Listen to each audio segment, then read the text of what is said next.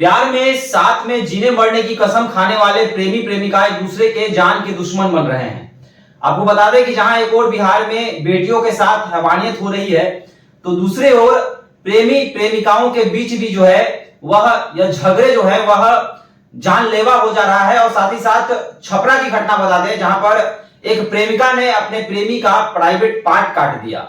देखिए छपरा की घटना है और अब घटना जो है अब चर्चा का विषय बना हुआ है कि आखिर मामला क्या था, क्या कुछ था। आपको बता दें कि जो प्रेमी था वह प्रेमिका को लगातार धोखे में रख रहा था। लगातार प्रेमिका कह रही थी कि तुम मुझसे शादी रचा लो, लेकिन प्रेमी जो है वह लगातार जो है यह इस चीज को इग्नोर कर रहा था। और बाद में प्रेमिका परेशान होकर उसको बुलाती है और उसके प्राइवेट पार्ट पर ही वार कर देती है और उसको काट के बाथरूम में फेंक देती है। देखिए इस घटना को लेकर बात करने के लिए मेरे साथ अखिल भारतीय अपराध विरोधी मोर्चा के राष्ट्रीय अध्यक्ष धर्मन सिंह राठौर हैं। धर्मन जी, ये क्या हो रहा है बिहार में? बोलने में भी अटपटा लगता है कि एक प्रेमिका ने अपने प्रेमी का प्राइवेट पार्ट काट दिया। आखिर प्रेम शब्द जो है उसका परिभाषा कुछ और है, लेकिन बिहार में तो कुछ और हो रहा है। आखिर इसका कारण क्या, वजह क्या है? देखिए, प्रेम का अर्थ होता है सिर्फ त्याग करना, लेकिन अब प्रेम का अर्थ निकल रहा है वासना। सिर्फ क्षणिक खुशी के लिए, क्षणिक आनंद के लिए लोग इस संबंध को बना रहे हैं। क्योंकि आपने जो कहा प्रेमिका कौन है? एक डॉक्टर है, हॉस्पिटल संचालिका है, कोई नाबालिग नहीं है, कोई अनपढ़ नहीं है। डॉक्टर मतलब कि बुद्धिजीवी है, पढ़ी लिखी है। और प्रेमी कौन है? एक वार्ड पार्षद है, वार्ड पार्षद वेद प्रकाश। और डॉक्टर कौन है? अभिलाषा है, जो हॉस्पिटल चला भी रही है, जिनके बारे में सारण के जो एसपी ने वक्तव्य दिया है उसमें स्पष्ट उसने कहा है कि इन दोनों का अवैध संबंध, क्योंकि शादी से पूर्व जो भी ये फिजिकल रिलेशन होता है हम लोग के लिए अवैध माना जाता है। तो ये अवैध संबंध पिछले 2 साल से इनका चल रहा था, जिसको आप प्रेम संबंध कह सकते हैं। इस प्रेम संबंध में, अवैध संबंध में डॉक्टर अभिलाषा 3 बार प्रेग्नेंट भी हुए, अबॉर्शन भी करना पड़ा है, जो खुद वो बोली है, जो एसपी ने भी बताया है। तो ये दर्शाता है कि कहीं ना कहीं पढ़े लिखे लोग भी इस तरह के संबंध को, जो एक मर्यादित रूप में होना चाहिए, वो नहीं हो रहा है। जो वैवाहिक संबंध विवाह के बाद होना चाहिए, ये शादी से पहले, क्योंकि इसमें हम सिर्फ प्रेमी वेद प्रकाश को नहीं, प्रेमिका डॉक्टर अभिलाषा को भी दोषी मानते हैं। दोनों समान रूप से दोषी है। और अभी जो नया कानून बना है उस कानून के तहत एक तो शादी का झांसा देकर आप फिजिकल रिलेशन बना रहे हैं और शादी नहीं करते हैं, उसका भी केस आ गया है, उस पर एक बड़ा कड़ा कानून आ गया है। दूसरा, प्रेमिका डॉक्टर रहते हुए अपने प्रेमी का प्राइवेट पार्ट काट दिया है। ये दर्शाता है कि ये भी एक बड़ा जघन्य अपराध है। क्योंकि सिर्फ हम महिला के पक्ष की बात करें ऐसा नहीं है, यहां पूरी तरह से डॉक्टर अभिलाषा दोषी हैं। उसके लिए उनको जरूर कड़ी से कड़ी सजा मिलनी चाहिए, क्योंकि आप पढ़ी लिखी थी, आप डॉक्टर थी, बालिग थी, 2 साल से आपके साथ मैंने इस तरह के संबंध बन रहे हैं, इसलिए दोषी आप भी हैं। और ये संबंध सहमति से ही बनता है, कोई आपके साथ ब्लैकमेल नहीं हो रहा था। ये अलग बात है कि आप करें शादी का झांसा। ये तो अभी जो बात निकल कर आई है, इसके अंदर अब जांच करके क्या निकल के आता है कि क्या डॉक्टर अभिलाषा का लक्ष्य उसकी हत्या करना था, उस हत्या के पीछे क्या लक्ष्य हो सकता है। क्योंकि प्राइवेट पार्ट काट करके बाथरूम में वॉशरूम में मैंने बहा दिया गया, उसको बुरी तरह से नष्ट कर दिया गया। ये दर्शाता है कि इसके अंदर कितनी नफरत या जहर फैल गया था। ये बात अलग है कि एक भावनात्मक रूप से देखेंगे तो लगेगा कि इसको 8 बार मैंने शादी का कमिटमेंट किया था।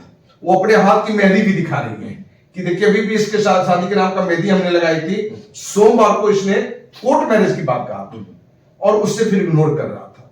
तो ये सच्चाई जांच का विषय है कि आखिर ये दोषी कौन कितना है, क्योंकि दोषी तो मेरे नजर में दोनों है, दोनों दोषी हैं।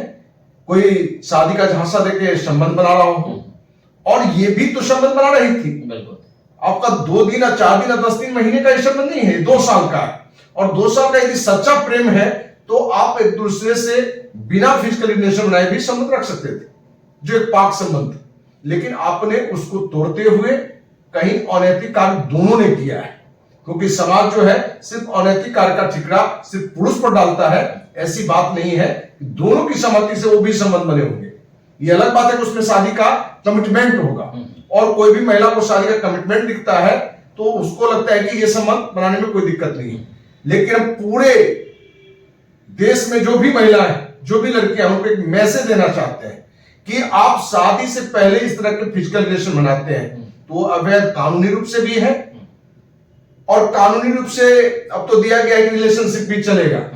लेकिन वो खुद जान लें कि ज्यादातर पुरुषों में ये मन में आ जाता है कि जो मेरे साथ ये संबंध बना रहा है, हो सकता है कि पहले किसी और से भी फिजिकल रिलेशन बनाया हो, और आपके प्रति जो एक पवित्र रिलेशन होना चाहिए, एक संबंध होना चाहिए, वो नहीं हो पाता है। इसलिए कोई कितनी भी शादी का कमिटमेंट करे, कितना भी प्रेम आपका गहरा हो, लेकिन शादी से पहले इस तरह का संबंध आप बनाते हैं तो गांव की कहावत है, आ बैल मुझे मार।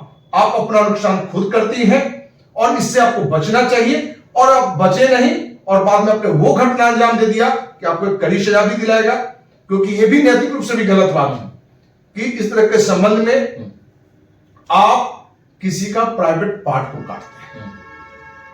इस तरह की घटना में जान भी जा सकता है। एक तो प्राइवेट पार्ट काटना अनैतिक, पूरी तरह से अनैतिक है। जिस तरह से कोई दुष्कर्म करता है और वो जितना दोषी है, सेम ये तो हमारे नजर में ये भी उतनी ही दोषी है। इसलिए इस घटना में कानून अपना काम करेगा, और इस जो प्रेमी प्रेमिका का जो बातें निकल के आया है, उसका कोई और भी सच्चाई है, कोई और भी कारण है, वो भी जांच का विषय। सच्चाई की बात आपने की। अभिलाषा के नजरिए से देखा जाए तो लग रहा है कि अभिलाषा बहुत सच में परेशान थी, लेकिन वेद प्रकाश की स्थिति बहुत नाजुक है। पीएमसीएच में भर्ती कराया गया, वहां से रेफर कर दिया गया। अगर वेद प्रकाश अपने बयान देने लायक रहेगा तभी तो अभिलाषा पे भी जांच बैठेगा। क्या लग रहा है अब इस मामले में क्या कुछ हो सकता है? वेद प्रकाश इधर हालत नाजुक है तो क्या कुछ हो सकता है आगे? क्या दोषी जो है अभिलाषा को ही ठहराया जाएगा या फिर वेद प्रकाश की भी इसमें भागीदारी होगी? देखिए, वेद प्रकाश ने तो जानकारी दी है, स्थिति माने गंभीर सुधार भी हो गया, आपको नॉलेज में दे दे, वो अब खतरे से बाहर है, और उसके बयान पर ही सारी बातें हुई है, और बयान के बाद ही इसकी गिरफ्तारी भी हुआ है। और गिरफ्तारी के बाद ये स्पष्ट है कि इन दोनों के प्रेम संबंध क्या थे, इन दोनों ने क्या कमिटमेंट किया था। क्योंकि एसपी सारण ने जो वक्तव्य दिया है, दो मुद्दे पर इनकी एफआईआर होगी। पहला मुद्दा कि शादी का झांसा देकर इनसे बार बार फिजिकल रिलेशन बनाना, ठीक ना, एक तो ये बंधाना लगेगा जो कि अभी कानून में एक कड़ा कानून बना है। दूसरा कि आप आवेश में आके या जो भी गुस्से में आके आप नशीली पदार्थ खिला के बेहोशी अवस्था में उसका आप प्राइवेट पार्ट काटिए, तो उसका भी धारा लग के इन पर एफआईआर होगा। तो ये दोनों में जांच करके क्या निकल के आता है वो सब आपको सामने आएगा। चलिए, तो छपरा की घटना है जहां पर प्रेमी का प्राइवेट पार्ट काट देती है और उसके बाद पूरे छपरा के साथ साथ पूरे बिहार में चर्चा का विषय बन जाता है। ऐसी घटनाएं आमतौर पर हमेशा होती ही रहती हैं। बिहार में आप देखते होंगे, खबर में आप देखते होंगे कि किस तरह से आपने भागलपुर की भी एक घटना देखी थी, जहां पर मुजफ्फरपुर की घटना थी, भागलपुर की घटना थी, जहां पर प्रेमिका ने अपने घर पर बुलाकर प्रेमी का प्राइवेट पार्ट काट दिया था। और एक बार फिर से छपरा की घटना सामने आ रही है। तो आपको क्या लग रहा है, इसमें दोषी कौन है आपके नजरिए से? क्या अभिलाषा दोषी है जो कि एक प्राइवेट नर्सिंग होम की संचालिका है, और दूसरी तरफ क्या वेद प्रकाश जो कि वार्ड पार्षद है, क्या वह दोषी है? आपको क्या लगता है? आप भी हमारे साथ साझा कर सकते हैं। धन्यवाद।